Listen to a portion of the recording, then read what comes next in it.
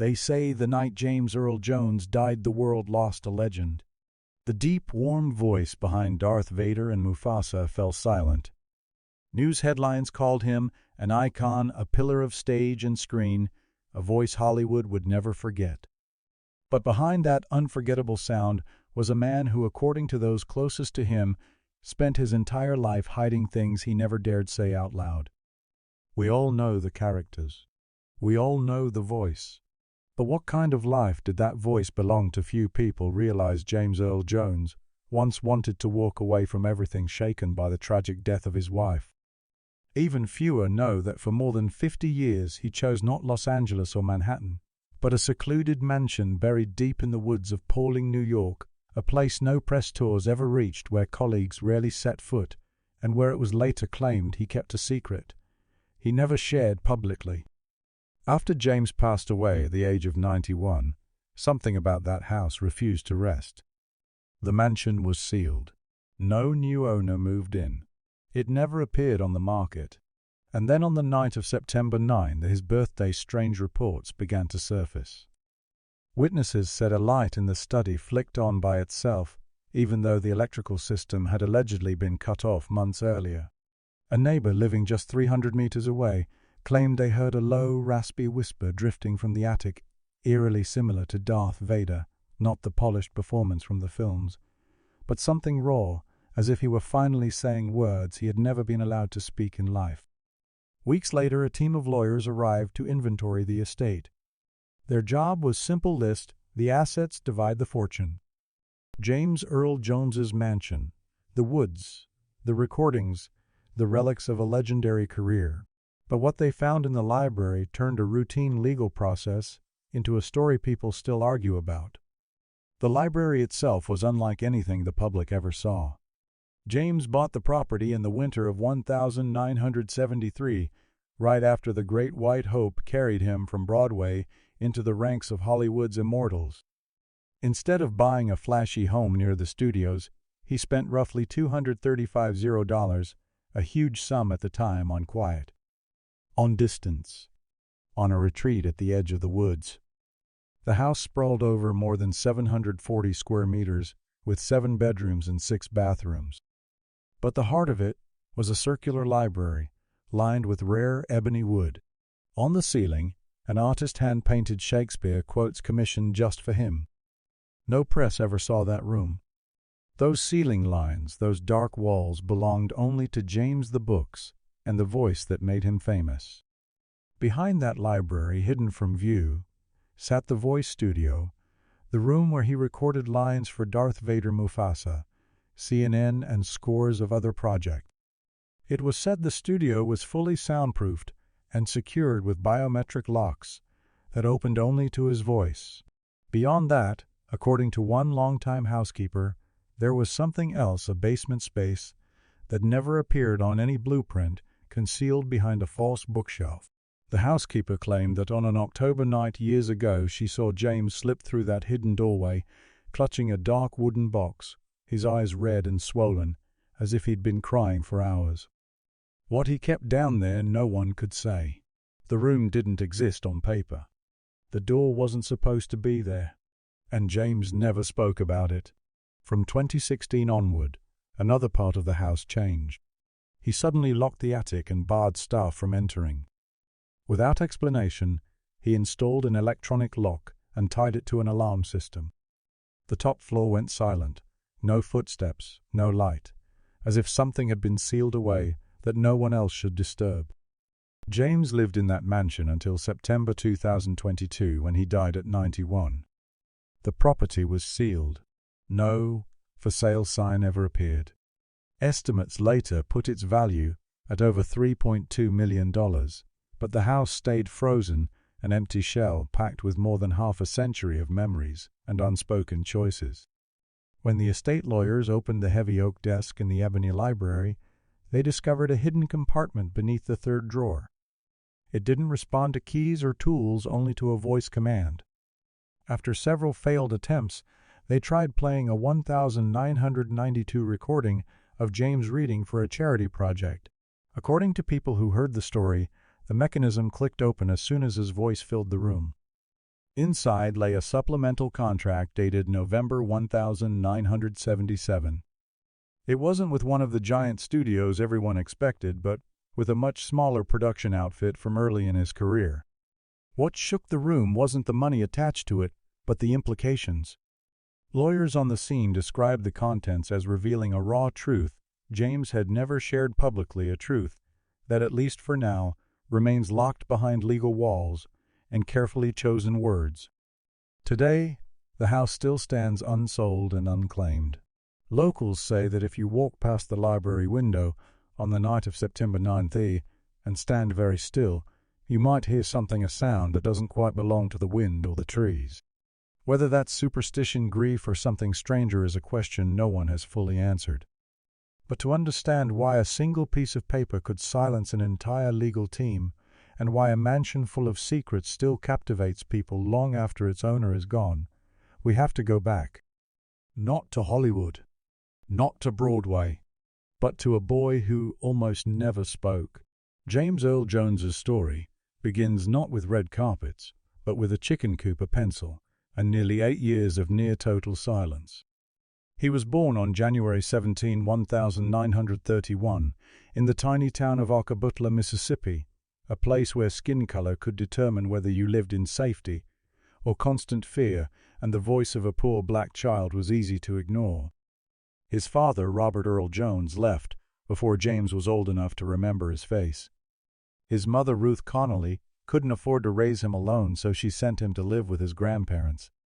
It was on paper a decision for survival. In reality, it marked the beginning of a slow unraveling inside a child no one was really listening to. When James was 5, the family moved north to Michigan, hoping to escape the most brutal edges of Southern hatred. What they found instead was a winter that cut like glass. They had no proper house, no electricity. For months they lived in a converted chicken coop. Wind slid through gaps in the wooden slats. Each morning, James woke to the creak of a frozen ceiling, clutching a warm blanket, watching his own breath curl in the icy air. It was during that legendary winter of 1936 brutal snowstorms, a leaking roof ice coating the floorboards, that something inside him shifted.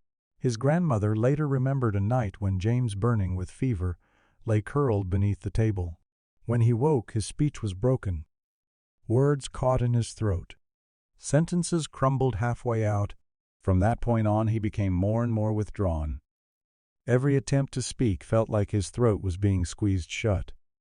At first, his grandfather thought it was a brief side effect of illness. But as spring turned to summer, James never recovered his ease. He answered people with nods and shakes of the head. In class, when teachers forced him to read aloud, his lips trembled, his face went pale, and tears stung his eyes before he could finish a sentence.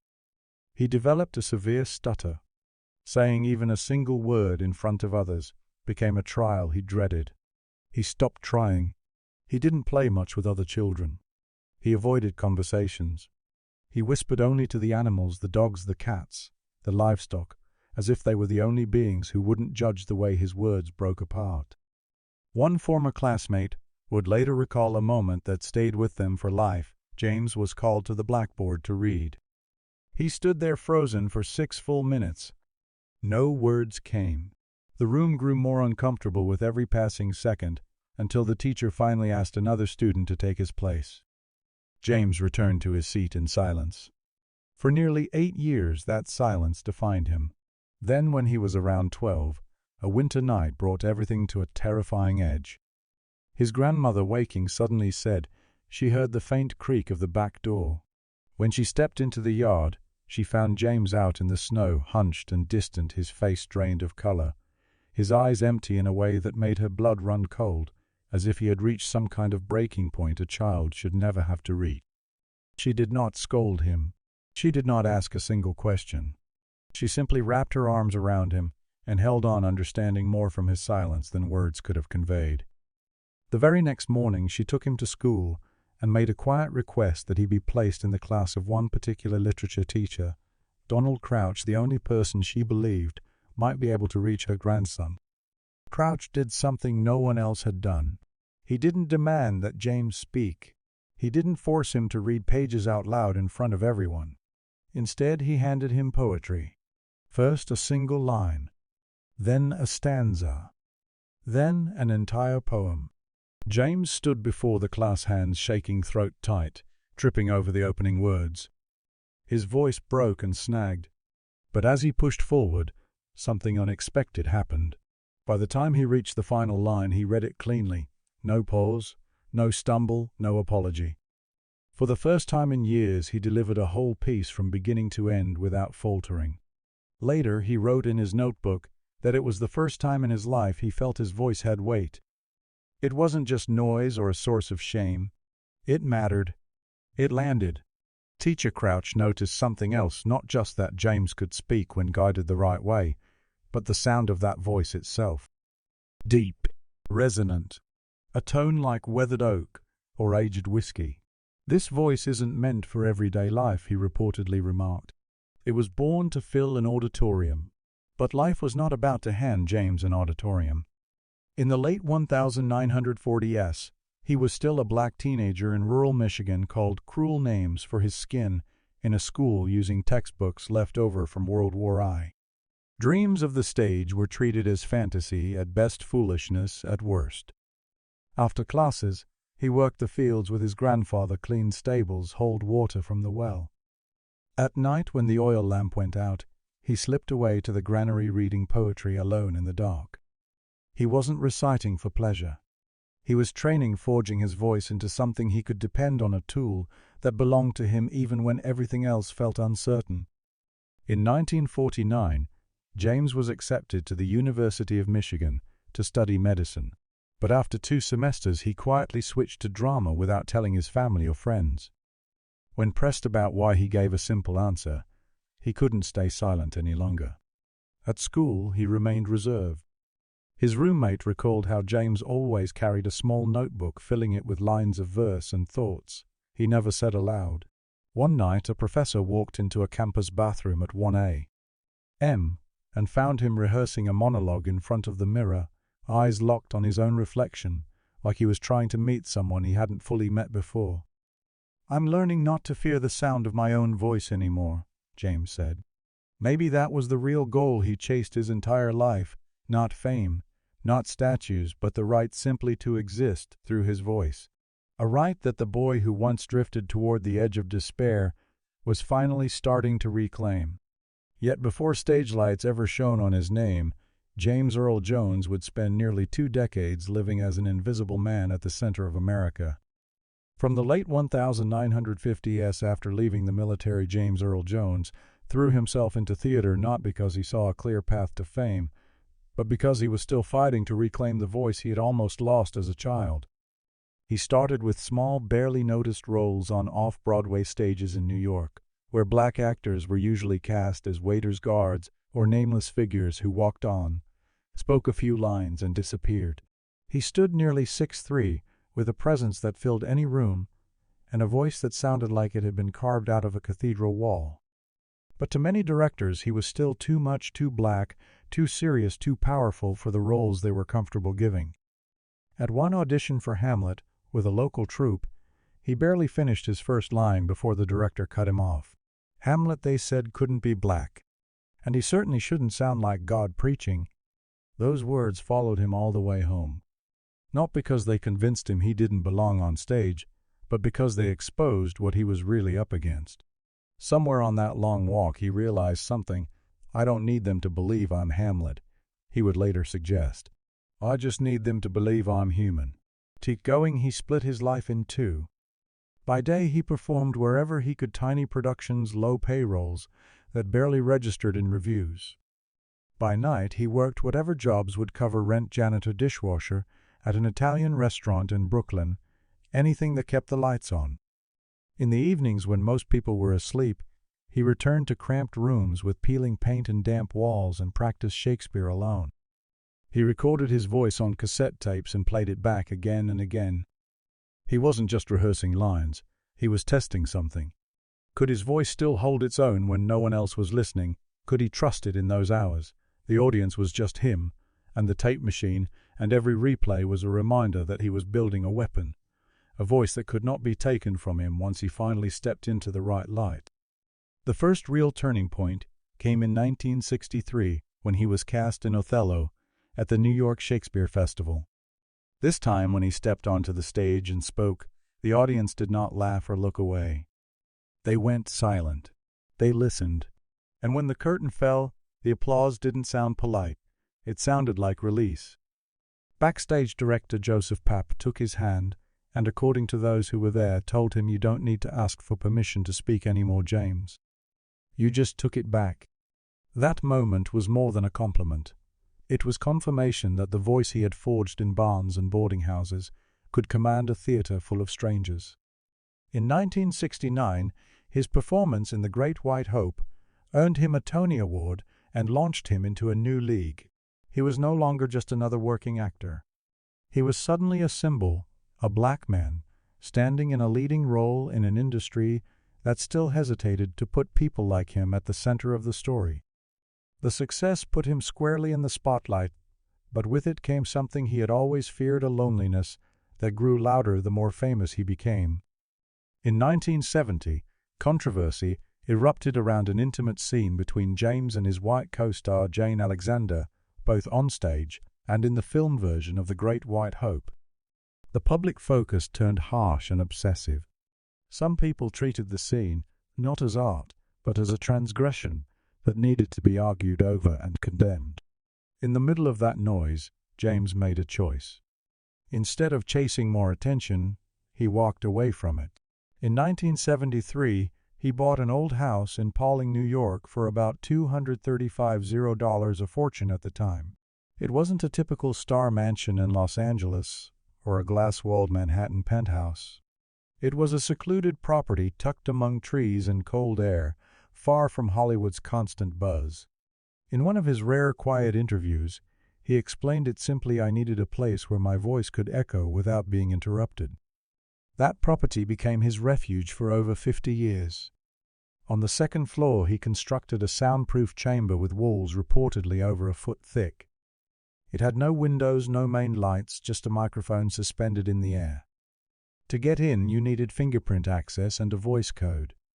He called it the echo chamber. According to the only electrician who ever entered to check the wiring in 1984, the room left a mark hard to forget. He claimed that while working in a small corner, he heard James shouting in the dark for nearly 30 minutes, repeating a single line over and over. Why didn't he stay? It didn't match any play the electrician recognized. Many later believed those words weren't pulled from a script, but torn from the wound left by a father who had walked away before his son could even say his name. James never spoke about his father in public memoirs or major interviews. He avoided the subject completely. But in that windowless room, after every major role, he would reportedly retreat, shut the door, and confront something only he knew how to face. The echo chamber was where he scrubbed characters out of his mind one line at a time, before he allowed himself to simply be James again.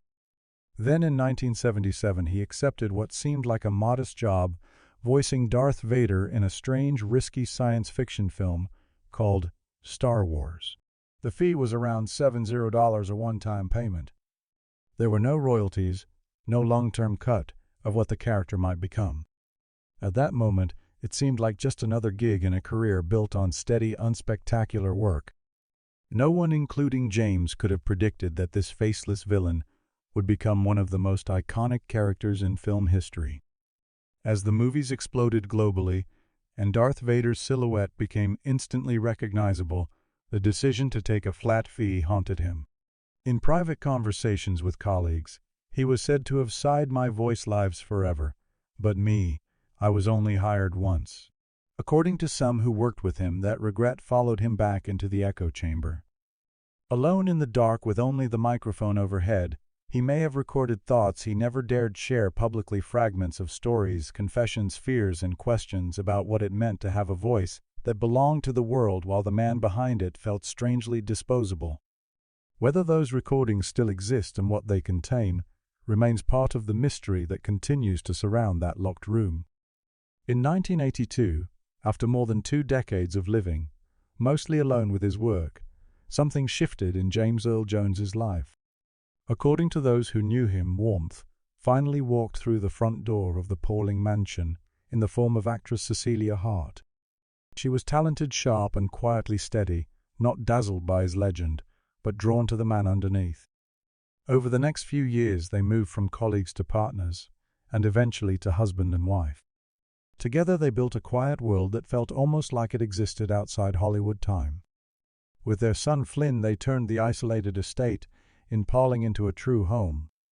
At one point, the family controlled a cluster of houses on the surrounding land, 10 properties wrapped in trees and open air, a green sanctuary far from red carpets and studio lots. Mornings followed a simple pattern. They would walk around the lake together, James and Cecilia, side by side, their son running ahead. They talked about new scripts, about the news, about small, ordinary things that never made it into interviews. Neighbors would later recall seeing them from a distance, the legend with the thunderous voice, and the woman who made him laugh like a regular man.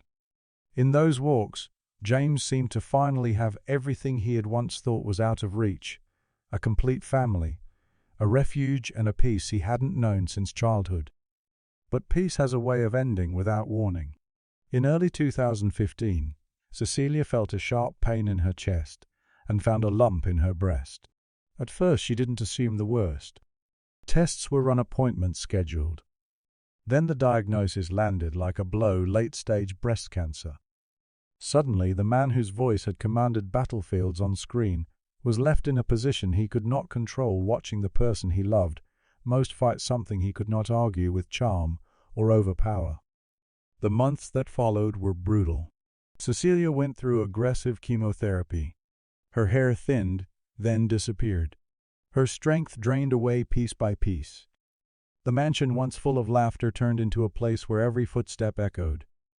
James sat by her bedside night after night, his large hands wrapped around hers, offering the only things he had left: quiet words, old stories, the simple presence of someone who refused to leave the room. By September 2016, doctors warned that there were only weeks left. Friends later said James struggled to accept it, as if some part of him believed that if he just stayed awake long enough, talked to her gently enough, refused to acknowledge the timeline, he could hold off the inevitable. In those final days, the conversations between them grew shorter. There was less to say. More of their communication happened in glances, in the way their fingers intertwined in the silence that had always been part of their relationship. On the night of October 8, 2016, Cecilia's body could no longer keep up with her will to stay.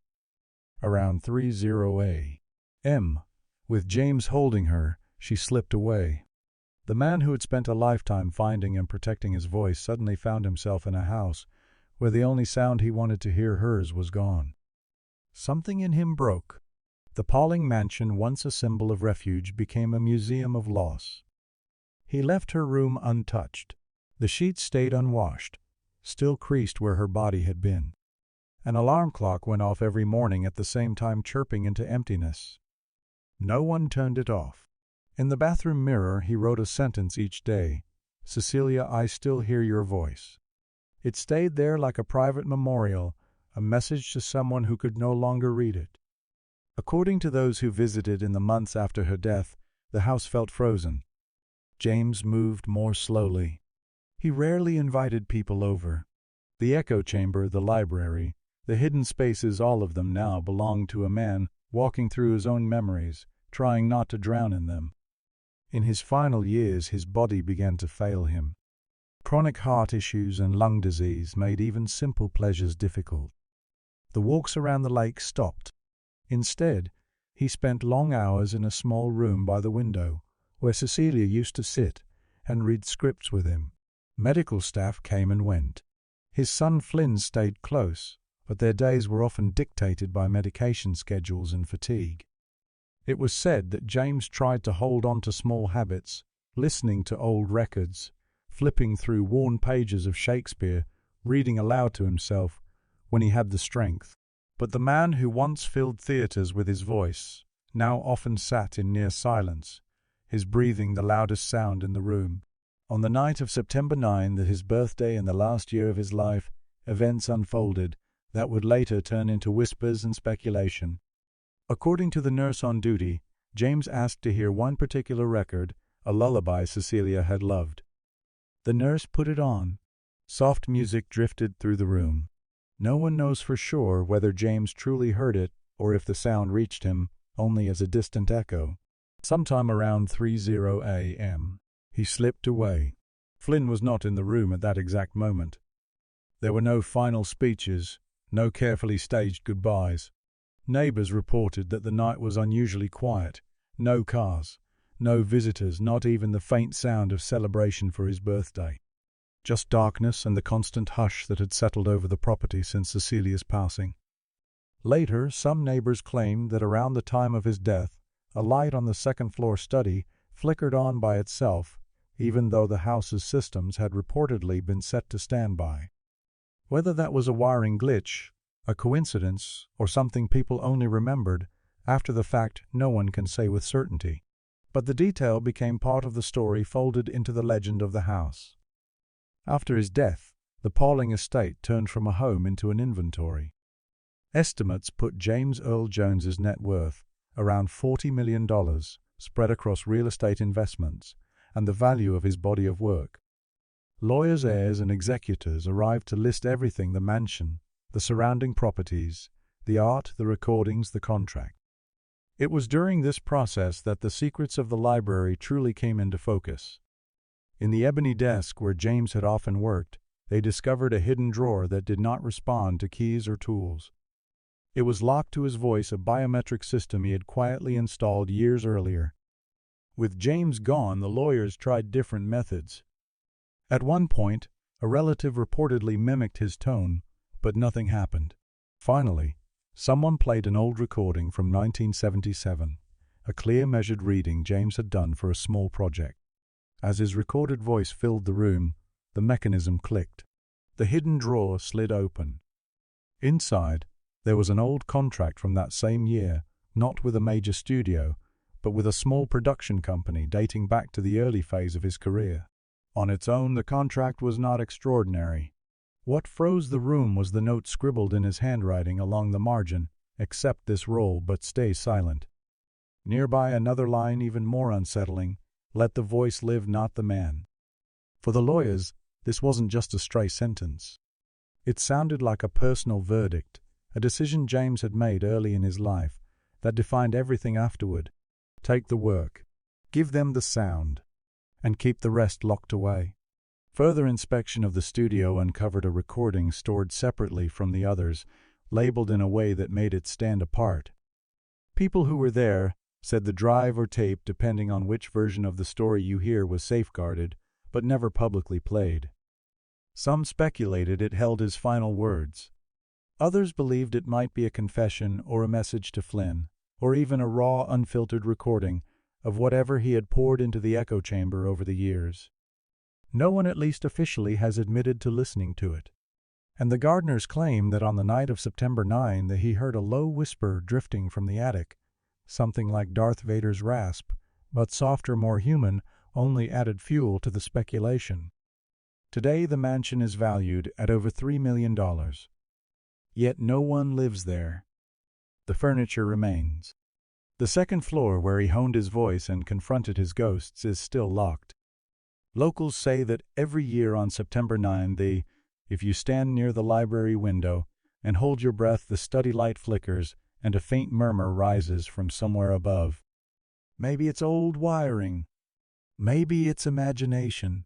Or maybe it's what happens when a man spends a lifetime turning his voice into the world's property and leaves the rest of himself sealed behind walls no one knows how to open. James Earl Jones's passing was more than the death of a legend.